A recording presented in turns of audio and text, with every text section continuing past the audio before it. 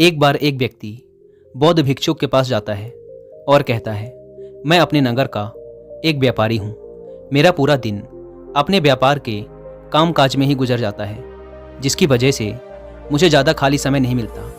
ज़्यादा खाली समय ना मिलने और हर समय व्यस्त रहने की वजह से मैं तनाव महसूस करने लगा हूँ। पिछले कई महीनों से मैं अपना कोई भी काम ठीक से नहीं कर पा रहा हूँ। अब तो किसी भी काम में मेरा मन भी नहीं लगता। मुझे काम को टालने की आदत लग चुकी है। मैं बहुत ही आलसी और चिड़चिड़ा सा हो गया हूँ। अपनी इन सारी आदतों की वजह से मैं आजकल बहुत ही अशांत और व्याकुल रहने लगा हूँ। कृपया आप मुझे कोई ऐसा तरीका बताएं जिससे पूरे दिन मैं अपने मन को भटकने से रोक सकूं और पहले की तरह अपने व्यापार में मन लगा सकूं। बौद्ध भिक्षु ने व्यक्ति की सारी बातें पूरे ध्यान से सुनी और फिर कहा, तुम्हारी समस्या तुम्हारा काम में व्यस्त रहना नहीं, बल्कि अपने काम को बोझ समझना है। और कोई भी इंसान काम को बोझ केवल तभी समझता है जब वह वर्तमान में चल रहे काम पर ध्यान ना देकर सिर्फ अपने काम के भविष्य के बारे में सोचता रहता है और अपने मन में उसकी योजनाएं बनाता रहता है कि मैं भविष्य में इस काम को ऐसे करूँगा, इसे इतना बड़ा बना दूंगा। और जब इंसान सिर्फ किसी काम के बारे में सोचता रहता है लेकिन उसे पूरा करने के लिए कोई ठोस कदम नहीं उठाता, तो फिर वह उस काम को लेकर तनाव से घिर जाता है और फिर उसे वह काम बोझ लगने लगता है। यह सुन व्यक्ति ने कहा, हाँ महात्मन, आपने तो मेरे मन की बात कह दी। मैं भी पिछले कई महीनों से रोज अपने काम पर ध्यान देने की बजाय अपने व्यापार के भविष्य के बारे में सोचता रहता हूँ कि कहीं भविष्य में मेरा व्यापार कम ना हो जाए, कहीं कोई दूसरा व्यापारी मेरे व्यापारिक इलाकों में कब्जा ना कर ले। और ऐसी ही कई तरह की नकारात्मक बातें मेरे मन में चलती रहती हैं, जिससे मैं अपने आज के व्यापार पर ध्यान नहीं दे पा रहा हूँ। यह सुन बौद्ध भिक्षु ने कहा, हम अपने विचारों में समस्याओं को जितना बड़ा बना लेते हैं, असल जिंदगी में समस्याएं उतनी बड़ी नहीं होती।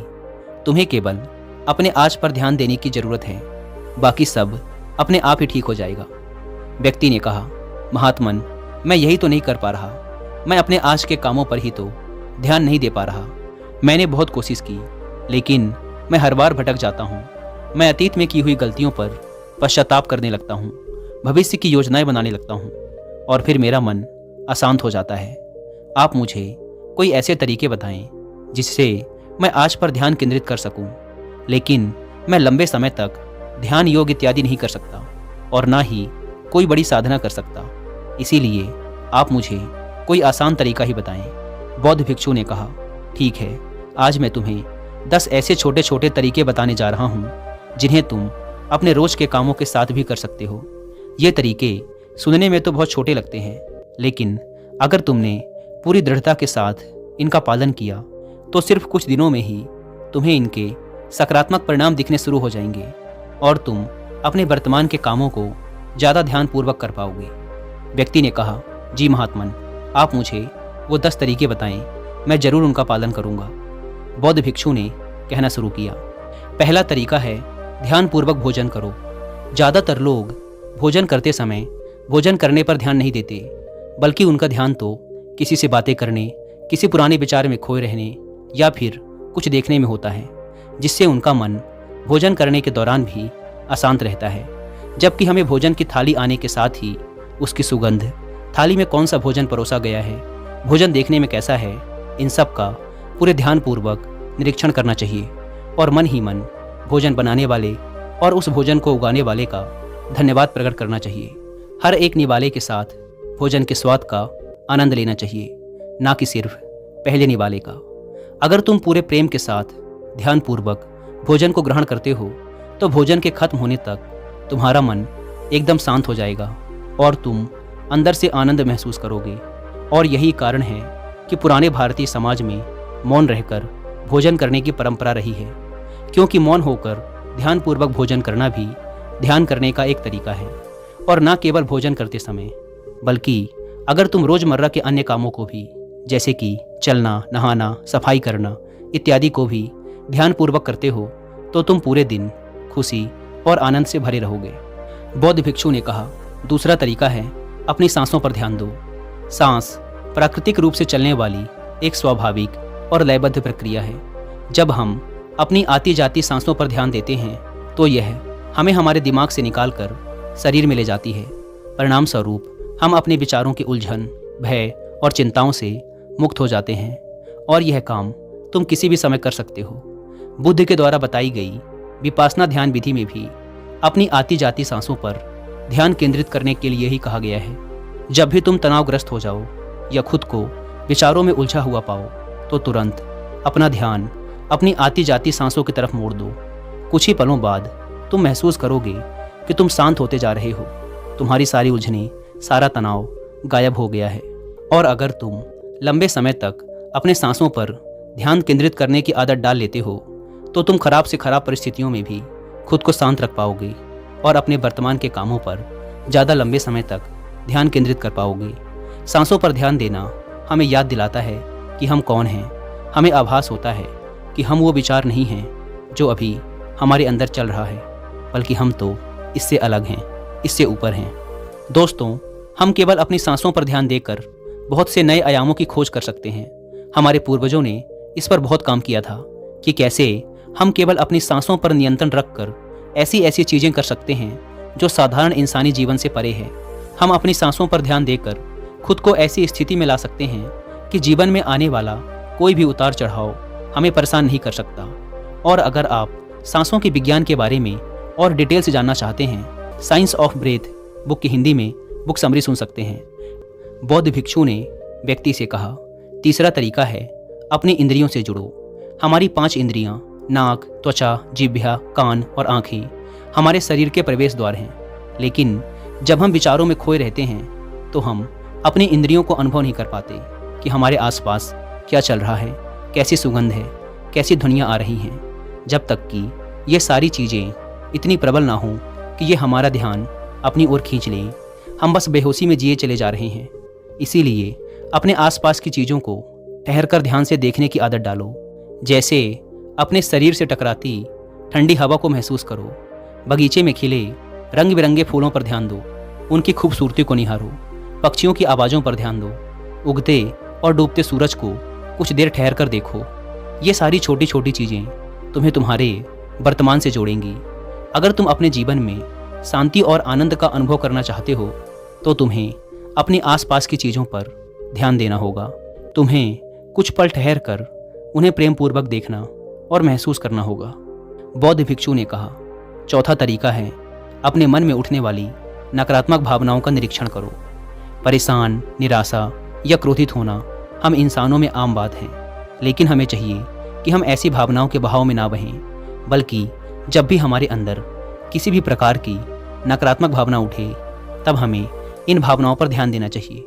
जैसे कि जब तुम्हें गुस्सा आए या कुछ गलत करने का मन करे तो कुछ देर ठहर कर देखो कि उस समय तुम्हारे अंदर कैसे विचार उठ रहे हैं। कुछ देर में तुम महसूस करोगे कि तुम वो विचार नहीं हो, तुम उनसे अलग हो। तुम उन्हें देखते रहो और कुछ ही देर में वो सारे नकारात्मक विचार गायब हो जाएंगे।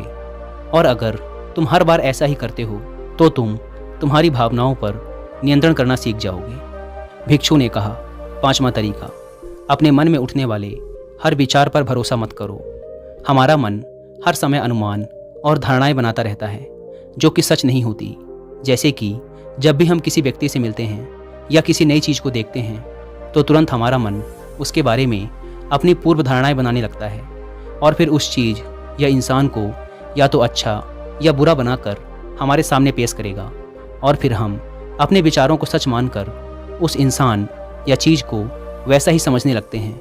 और कुछ लोग तो अपनी ही धारणाओं को सच मान लेते हैं और उसी पर अड़े रहते हैं, जबकि हमें खुद को किसी भी प्रकार की पूर्व धारणा से स्वतंत्र रखने का प्रयास करना चाहिए और पूरी जागरूकता के साथ जो चीज़ असल में जैसी है उसे वैसे ही देखने का प्रयास करना चाहिए, ना कि उसमें अपनी तरफ से अच्छाई या बुराई की चादर ढक देनी चाहिए।